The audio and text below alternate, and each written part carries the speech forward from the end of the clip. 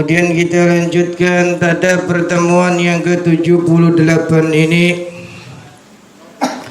bahwasanya kita yang hadir di sini adalah orang-orang yang bersuluk. Apa itu orang yang bersuluk? Nembang beb berarti. Sulukan gak ya? Duduk maksudnya. Bersuluk itu adalah kita bermetoda, memakai cara ketika kita taat kepada Allah Subhanahu wa taala. Nah, ini penting yang namanya bersuluk itu. Karena apa? Karena ketika kita bermetode atau bersuluk tadi, ketika Allah Subhanahu wa taala menentukan kita menjadi apa, maka tanggapannya seperti apa? Pas. Seperti yang kemarin yang sudah dijelaskan, bahwasanya nanti kita akan tahu posisi kita itu di dunia ini dalam meraih ketaatan dan cintanya Allah Subhanahu wa taala itu di makom asbab apa di makom tajrid. Karena jangan kita berpikir hebatan juga asbab, akeh duitnya boral dermawan taat karo Gusti Allah top, atau sebaliknya. Kita berpikiran orang yang tajris pokoknya wakil ibadah lebih top daripada yang asbab. Si menggawe baik. Nah kita harus apa? Itu pahami.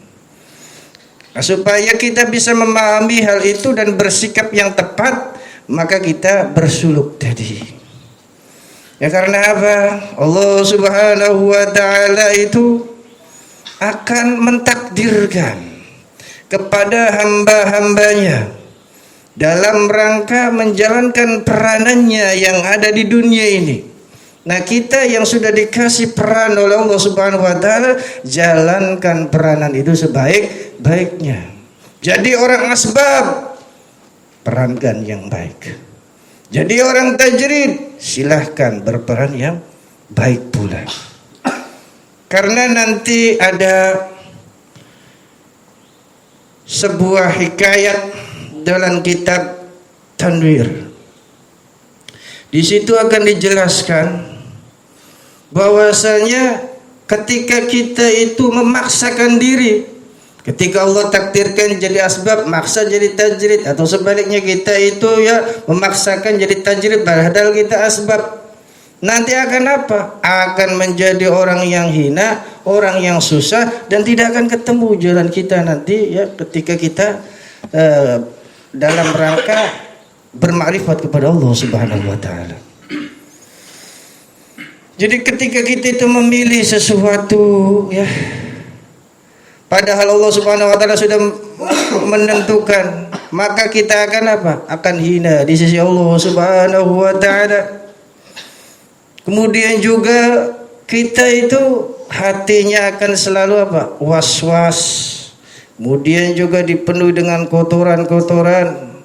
Kemudian juga rusak daripada batin kita.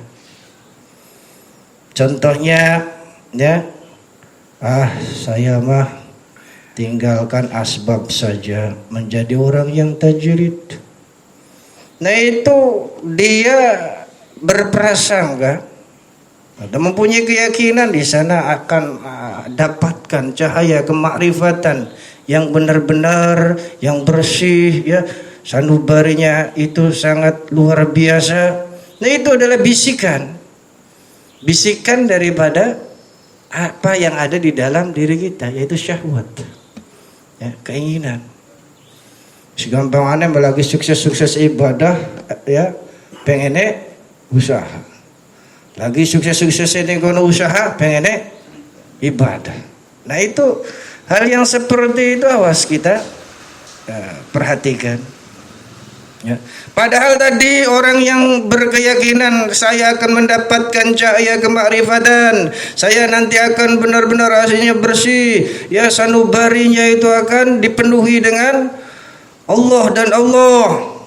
Nah, itu adalah lamunan ataupun bisikan. Padahal orang yang tadi, ya hamba tadi itu tidak mampu. Ya bukan orang tajrid. Karena Allah Subhanahu wa taala berikan cocoknya dia itu di makom asbab. Maka ketika terbolak-balik seperti itu, kembali lagi bahwasanya ketika kita itu tidak menjalankan peranannya dengan baik di dunia ini, maka apa? Maka akan keindahan itu hilang. Iman itu akan pudar, keyakinan itu akan sirna. Dan kita akan tergolong menjadi orang-orang yang sangat berbahaya. Yani apa? Orang yang putus harapan. Jadi kita jalankan saja peranan kita masing-masing. Ada mungkin bahasa yang indah. Nanti aku kayak putih. Jalanku bukan jalanmu. Ya artinya apa? Jalanku mungkin ditajrid. Ya udah jalankan, bukan jalanmu.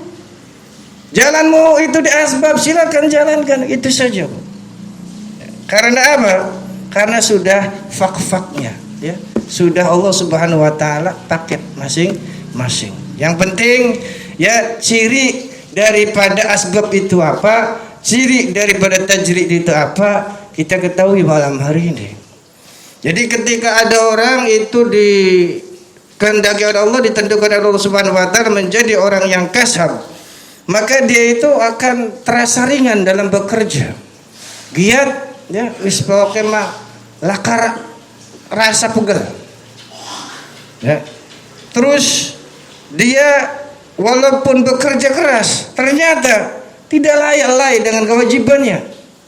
Tetap sholat, tetap jamaah, tetap zikiran. Kemudian juga ketika dia itu mendapatkan harta dan harta bukan seperti ya maaf ya gurita. Kalau gurita tangannya banyak pengen semua. Nah, artinya apa? Rakus. Jadi orang yang ketika dijadikan oleh Allah Subhanahu wa taala seperti itu, maka tadi cirinya ya, berarti oh iya saya itu adalah orang yang asbab. Segampangnya laman orang ada duit gak puyeng. Segampang ada modal orang ada duit puyeng. Berarti kita makomnya asbab. Berarti udah menggawe.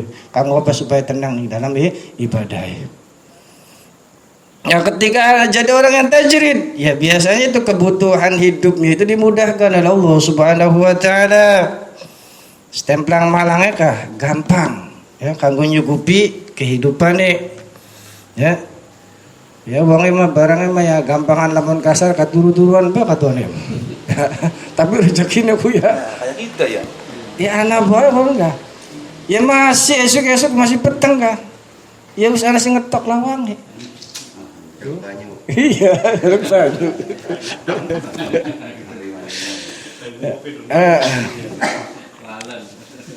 Tapi luar biasanya orang yang tajrid tadi, walaupun dia melepaskan diri daripada usaha untuk mendapatkan dunia atau duit, dia itu tetap tenang jiwanya, walaupun tidak ada uang, tetap senang. Iya. Terus yang sangat luar biasanya dia bisa istiqomah dalam menjalankan kewajiban yang ada. Nah itu ya, pengertian daripada tajrid dan asbab. Ya karena dicontohkan pula oleh Nabi Adam alaihissalam. Ya. Allah takdirkan yang namanya Adam itu ada di surga. Cuma Allah Subhanahu wa taala bilang jangan deket-deket ini yang namanya buah. Nah, cuma waqala ma nahakuma kama rabbuka mukuma an hadhihi syajarati illa an takuna malakaini an takuna minal khalidin. Dibisikin terus. Saudaraku, ya kalian berdua ya kan yang tidak boleh itu mendekat. Pangan apa? Ya. Nah ini yang jadi persoalan bukan Adamnya, Hawa yang terus, yang terus istilah mengajak Kang Adamnya, barang Adaminul. Jadi itulah cerita yang nyata dan bisa kita ambil bahwasanya ketika Adam itu nurut dengan apa yang Allah Subhanahu wa taala tentukan, maka akan beres. Tapi karena dia menginginkan sesuatu, ya syahwat yang ada di dalam dirinya, apalagi dibisiki oleh iblis laknatullah, antakuna malakaini aw takuna minal khalidin. Ketika engkau itu bisa memakan buah itu, engkau akan menjadi raja di raja. Engkau itu akan menjadi orang yang khalidin, orang yang nanti akan selama-lamanya bisa madani karo Gusti Allah. Ya wis kena kebisik mengkonon langsung tak dul tak kelakep. Nah, wis langsung murka Allah Subhanahu wa taala datang. Nah, mungkin itu saja yang bisa. Semoga ada manfaat. Yuk kita sama-sama lanjutkan dengan istighosah bareng-bareng.